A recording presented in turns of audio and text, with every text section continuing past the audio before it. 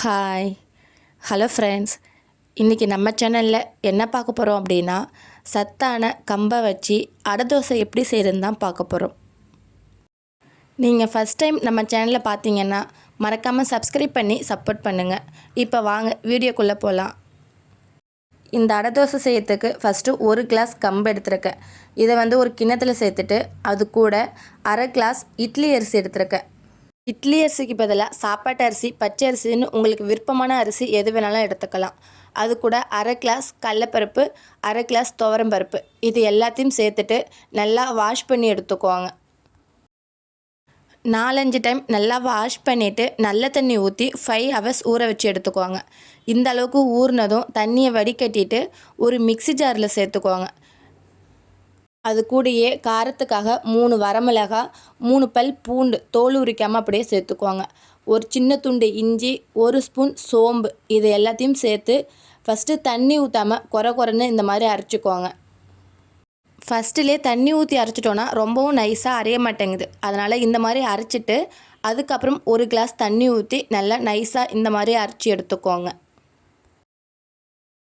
அரைச்ச மாவை வேறொரு கிண்ணத்தில் சேர்த்துட்டு இதுக்கு ஒரு பெரிய வெங்காயம் கட் பண்ணி வச்சுருக்கிறேன்.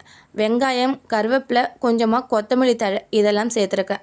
நீங்கள் இன்னுமே ஹெல்த்தியாக செய்யணும் அப்படின்னா துருவின கேரட்டு, முருங்கைக்கீரை இதெல்லாம் கூட சேர்த்து செய்யலாம், இன்னுமே நல்லா இருக்கும். எல்லாத்தையும் போட்டதுக்கு அப்புறம் இந்த அடை தோசைக்கு தேவையான அளவு உப்பு, கொஞ்சமாக பெருங்காயத்தூள் இதெல்லாம் சேர்த்து நல்லா கலந்து எடுத்து வச்சுக்குவாங்க.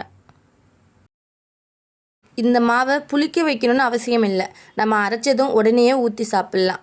இப்போது இந்த அடை தோசைக்கு ஒரு சின்னதாக பொட்டுக்கடலை சட்னி மட்டும் பார்க்கலாம் வாங்க. ஒரு வாணலில் 1 ஸ்பூன் எண்ணெய் ஊற்றிட்டு ஒரு பெரிய வெங்காயம், ஒரு பூண்டு, அது கூட ஒரு 3 பச்சை மிளகாய் சேர்த்து வதக்கிக்குவாங்க. இந்த அடை தோசைக்கு தேவையான காரத்திற்கு ஏற்கனவே வரமிளகா போட்டு தான் மாவு அரைச்சிருக்கோம். அதனால் இந்த சட்னிக்கு தேவையான பச்சை மிளகாய் மட்டும் சேர்த்து வெங்காயம் கண்ணாடி பதம் வர வரைக்கும் வதக்கி விட்டுட்டு 2 ஸ்பூன் பொட்டுக்கடலை சேர்த்துக்குவாங்க.